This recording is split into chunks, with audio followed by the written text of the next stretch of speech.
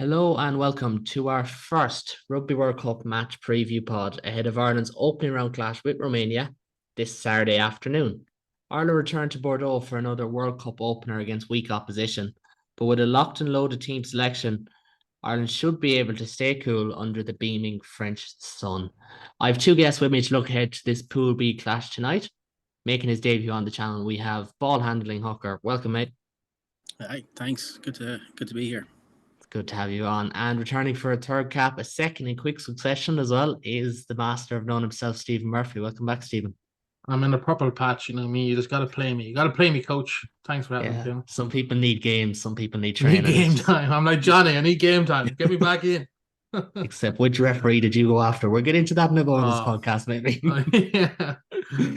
Well, BHH yourself, you haven't been on this podcast yet, so I'd like to start everyone off by asking, are you excited for the World Cup? And as we speak, it's literally just hours away, 24 hours away as we speak. So are you excited? Oh, absolutely. Yeah. I appreciate the layup of a question to start off. To be honest, I feel like an 8-year-old, and this is my first, major World Cup tournament in any sport.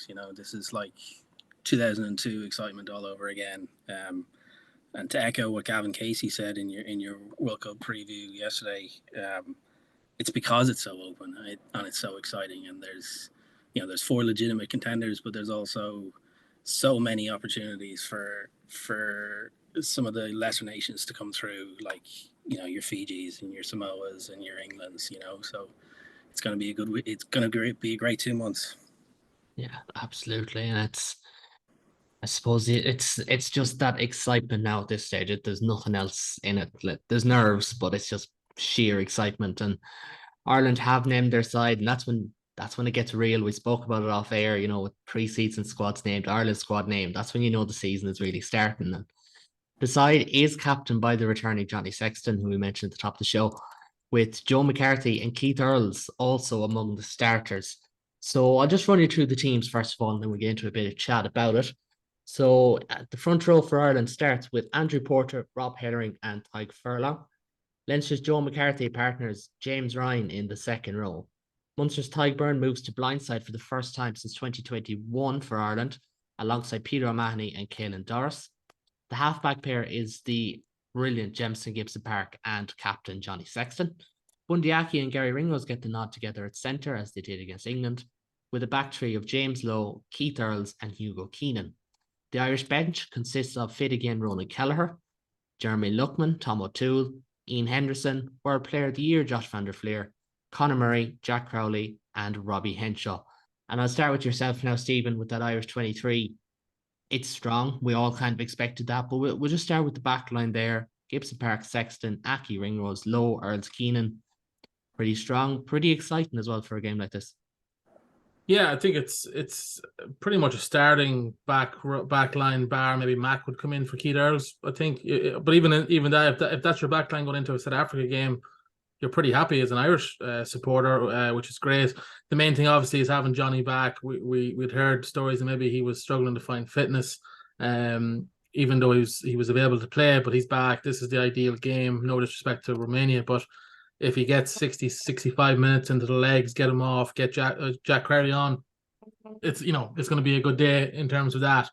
Having Keenan there, you have a lot of lads starting where I wouldn't expect to see them against Tonga. Hugo Keenan being one of them. I don't think we'll see him against Tonga, and I think rightly so. We can't afford to lose him. I seen a great. I don't know if you guys follow 2 Cents Rugby, the Kiwi, but he was going through basically the minutes played per every squad in the World Cup, and Hugo Keenan and Josh van der Fleer were by far our most reliant players and not huge backups in those positions. So we need to keep Keenan fresh as a daisy. Good to see Keith Earls back in as well. He picked up a knock in the final warm-up game, so that's great to see him back healthy. Glad to see Bundee in playing this game and not against Tonga, because Bundee loves getting in with the Islanders. So if we can avoid any red cards against Tonga, let's do that. Let's not get him near that pitch. Look, at this game will be it's about getting a bit of a blowout in the lungs. It's about getting that first game over you. And it's as strong as a back line. Maybe I said bar Mac. So it's brilliant to see everyone at least healthy for the time being.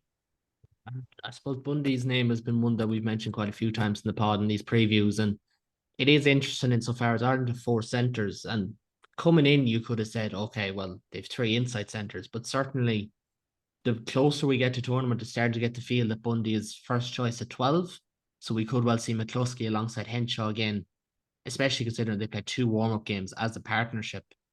They could be well brought out for the next game against Tonga, as you said, but we might just get into those selection decisions in a bit with that game in mind, because it should be a tougher contest next time around. But back to yourself now, BH, and like that Ireland pack is strong. Some people would have maybe liked to see Kelleher in there, maybe Beelum, maybe a Ryan Baird.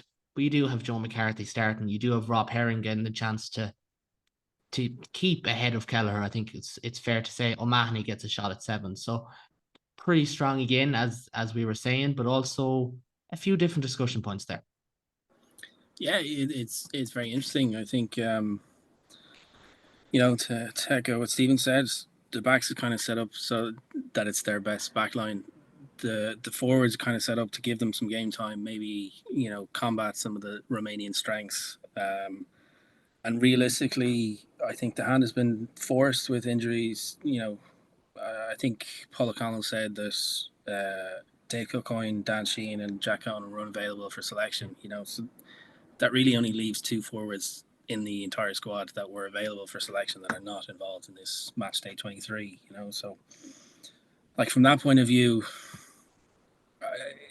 I'm happy to see what's essentially the first choice front row get a nice start. The Romanians are strong up front. You want to get them going, up and running. They haven't started. When I look at this team, this is essentially a 4th warm-up game, given the minutes that this 15 has played compared to the other 18 players that are in the squad. So I think that's what we're looking at for this game. And there's probably no harm to that either, because without being disrespectful to Romania, they are coming off the back of 2 50-point losses in a row. They had a mediocre Rugby Europe Championship at the start of the year. So it's kind of as expected that Ireland treat this like a warm-up game. There will be a bit of a points race, I assume, especially among fans. What sort of a score can we put on them? But I suppose if you're thinking in that regard in the first game, then maybe you're not as confident as you should be for Scotland and South Africa. That's, the other side of the armchair psychologist question. And the backline is, as we said, I'll just run over that myself. Like it's kind of what you want to see in some ways as well. Tom O'Toole gets the chance to back up Furlong, and I certainly am of the belief that the tight head spot is open enough between Furlong and Beelum. So for O'Toole, definitely a chance there. Kelleher has to get back into match practice, because he could well be relied upon against South Africa. Yeah, we can't be certain.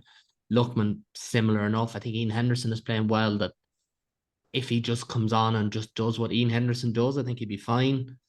Van der Fleer, Murray, they need no introduction. But I wrote about this in my preview piece, which goes live Friday as well.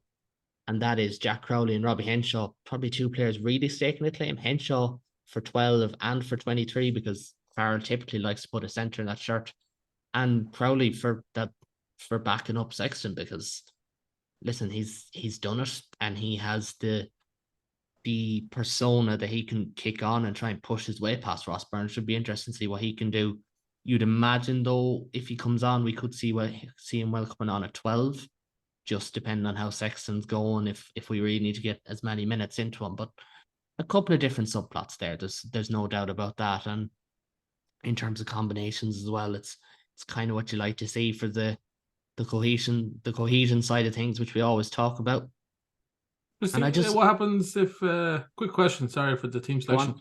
What if Keith Earls or Lowe gets injured? Ringrose push out to wing? Ringrose will go to wing, yeah. Ringrose finished a few games in the wing in maybe not this year, but definitely in 2022 Six Nations he finished a few in the wing.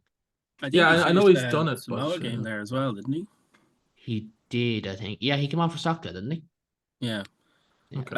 I would have said the other option is maybe move Keenan onto the wing and have Crowley back at fullback. I can see that definitely be an option, especially while Crowley's there, because we seen when Carberry was in the squad, we often saw Carberry go to 15 and someone reshuffle around there. So we could definitely see that with Crowley. And he's not for a young 10, he's not small. He has a bit of stature about him. He would be fine back there, compared to, well, especially against Romania, but against other teams as well. We'll move on to them as well. So if you know these players, good on you. Romanian rugby is not often on television here, so this is just the fact about it. So they line up with the front row of Julian Hartig, Ovidio Cojacaro, and Alexandru Gordas. Second row is Adrian Motok and Stefan Iancu. And the back row, Florian Rosu, Vlad Nicolau, and captain Christy Shirka. At half-back is Gabriel Rupanu and Finkley Valvasa.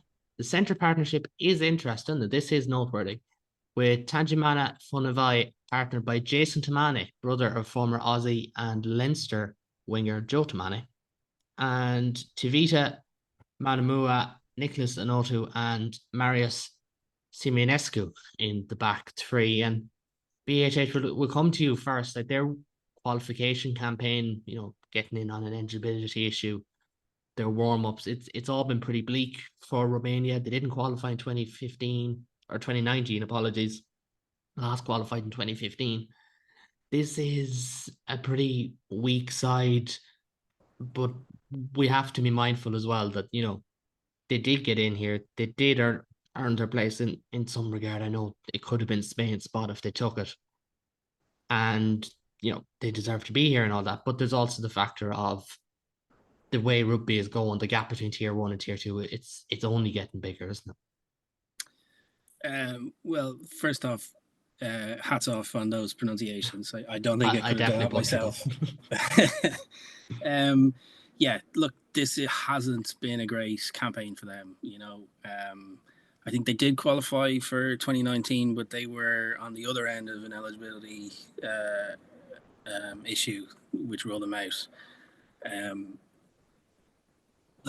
They're another team that has switched coached in the middle of this campaign. Andy Robinson left pretty abruptly at the start of 2022, and you can see that that's impacted their form, had their style of play. They haven't won that many games in the last 2 years, other than the Polands and the Belgiums of the world, and that's a good bit below those good tier 2 teams as well, and even in those 250-point losses in the warm-ups, 11 starters of this game started against Italy. It was 18 of this 23. They went at that full bore, knowing that this is going to be their strongest team, and they still lost by 57 or by 50, albeit with a red card after 10 minutes. This is a very bad team. Their defense, particularly in the backs, is horrendous, but their strengths are the maul and the forwards, and it should be a nice test for Ireland, who've we've come unstuck with a few maul penalties in terms of blocking. This is a nice test for have the forwards got this right? Have we built on it? And it'll be a nice training ground run. I'd say Portugal probably gave Sexton a bit more of difficult time than Romania will tomorrow. Yeah, and supposedly Romania did give them a good run. Portugal in that training camp, which is good to see. But I suppose, Stephen, it was mentioned there about line outs and stuff like that, and can Ireland work on? And I suppose there's probably a point where this is a game where it's so easy to just try and force everything. Younger players in particular, we always see it. You go back to Ireland's first game against the Maori All Blacks in 2022, and they had a young team, didn't really know each other. An awful lot of them were forcing things, and they were well beaten. I'm not saying Ireland will be beaten today or on Saturday. It's a strong team, but it's probably a good litmus test to see what players are just going to go out there, do their job, and just go from there. Yeah, it's a real strange one, because I think fans are looking for, the handicap is 63 points. Like, I don't which know, is the Ireland. biggest win in 2019 World Cup. Yeah, it's Ireland are not historically don't run up the scoreboard on teams. Even poor teams tend to be poor teams actually sort of bring them down a couple of levels. Now that is old Irish teams. I don't know if this Irish team with their new kind of mental strength will be like that.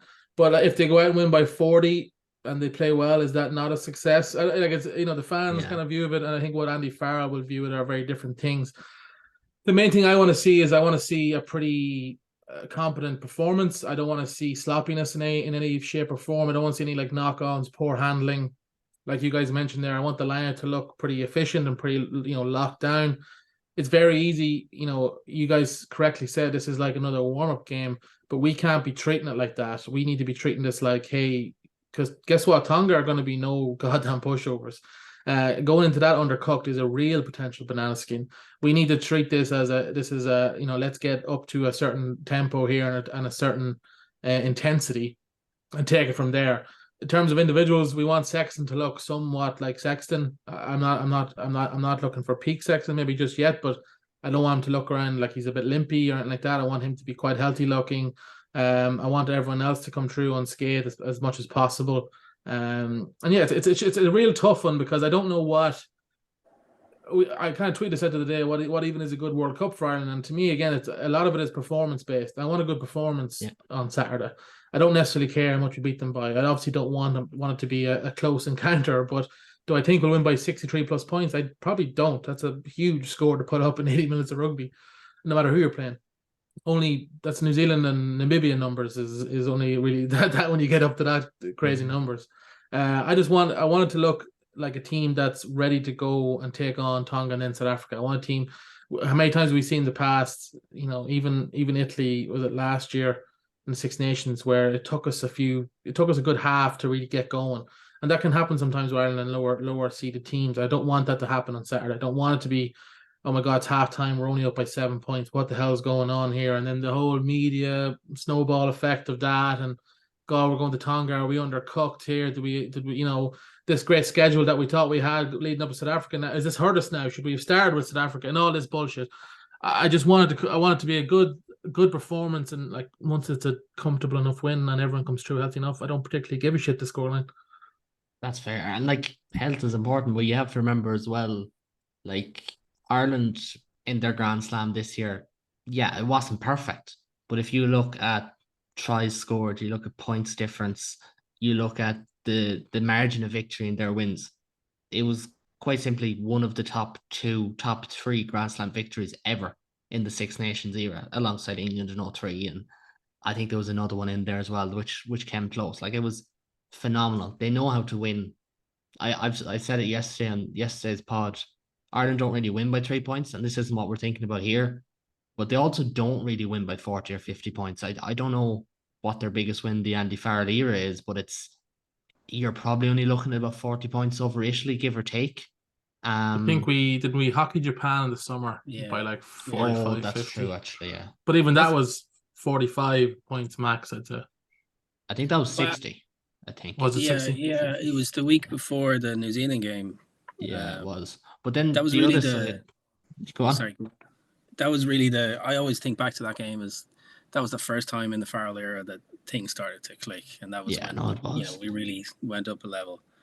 And it's important to note that is 6 weeks into a provincial season. This is kind of the same point now. So if you do get the same performance, you can say, right, the cobwebs have been brushed off. That kind of pre-season sloppiness. Because I mentioned that about the England game. There was a lot of pre-season mistakes. The Italy game as well, and that's absolutely fine. We're not South Africa. We haven't just played a Six Nations on the run into this, so it'll happen. And obviously, predictions wise, we all think Ireland are going to win, and comprehensively enough, I said 40 plus in the preview, which kind of should be safe. I'm not going to go and go 63 or 62 like the bookies might. But I suppose, Stephen, in terms of prediction, like, what do you expect to see from Ireland? Do you expect to see a solid performance? Are you afraid of any nerves or anything like that? What do I expect? No, I don't. what I said, like I said before, previous Irish teams, I could see this being a real sloppy kind of affair. I don't know what the weather is given. For I think it's given scorcher, isn't it?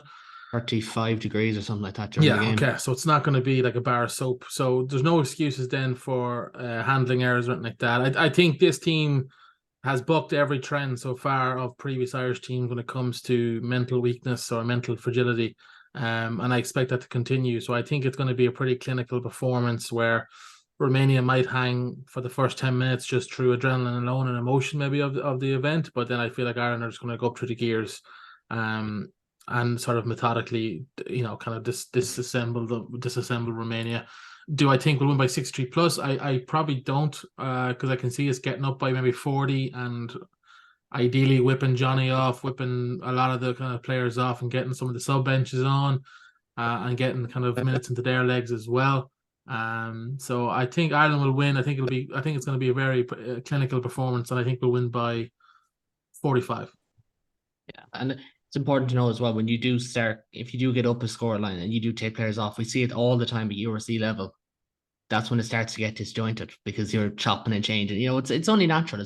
It's a normal part of sport. And would finish with yourself, BHH. Like, is there any players you want to see in particular to possibly put a hand up with Tonga in mind in a week's time, and with obviously South Africa and Scotland to come, where we may need to rotate as well? Or in terms of what you expect from Ireland, what do you expect to see? Who do you expect to stand out, I suppose? Yeah, it's a hard question. Like, I've been going back and forth in my head about what I want to see from Ireland, and I kind of like, I hear what Stephen's saying, that you want to see Ireland get out of third gear and just put in a good performance, and like, part of me thinks that's all well and good, but at the same time, we've heard a lot of the chat about this team is like they've ticked every box for a World Cup contender. They've had the series win down in New Zealand. They've had the Grand Slam. They've beaten everybody else. But another thing that World Cup winners do is absolutely hockey shit teams. So part of me really wants that as well. Like, I don't know. I think, look, if they all get through injury free, and in an ideal world, there's 4 or 5 tries up by halftime, and the biggest conversation you're having at halftime is how long does Johnny stay on for? That's an absolute ideal. You'd also, in games where you're up by a lot and the bench comes on, you tend to see games, get a bit frenetic and mistakes come in, and I don't want to see that either. So that would be another big win. That's what you're looking for. In terms of putting your hand up, like, if Henderson and Crowley and Henshaw can give impact off the bench, I think that's huge for them. With Tonga coming up, if Joe McCarthy can continue his different form from the warm-ups, I think that's huge. And like, Rob Herring is in with a real chance of getting into the 23 for South Africa and Scotland. So, a big performance from him could be huge. No, and it is about those, like we've said it before, Ireland is a cohesive team. There's only a handful of spots in the 23 that are really up for grabs. But if more than, say, 25, 26 players are putting their hands up, then that's a good position to be in, because it's competition. Competition in a squad is never a bad thing. And I suppose that's where we'll leave it at that tonight, lads. Thank you very, very much for joining me. And for those at home, I'll be back on Saturday evening with a recap of this game, which hopefully there's nothing too divisive or too topical that we have to talk about, as weird as that seems. And we will also have a recap of the round's action. But just so you know, there will be a preview and recap pod of all of Ireland's games, at least for the group stages, and potentially as well going into the knockout stages. But again, we don't get too far ahead of ourselves in this podcast, or at least most of us don't. So again, thanks very much. If you like what you hear, please do like, subscribe, tell a friend. Makes all the difference. And you can find the links for my socials as well as the lads' Twitter pages, which are absolutely brilliant content, and that'll all be linked down below. But for now, folks, until next time, take it easy and enjoy the opening weekend of the Rugby World Cup.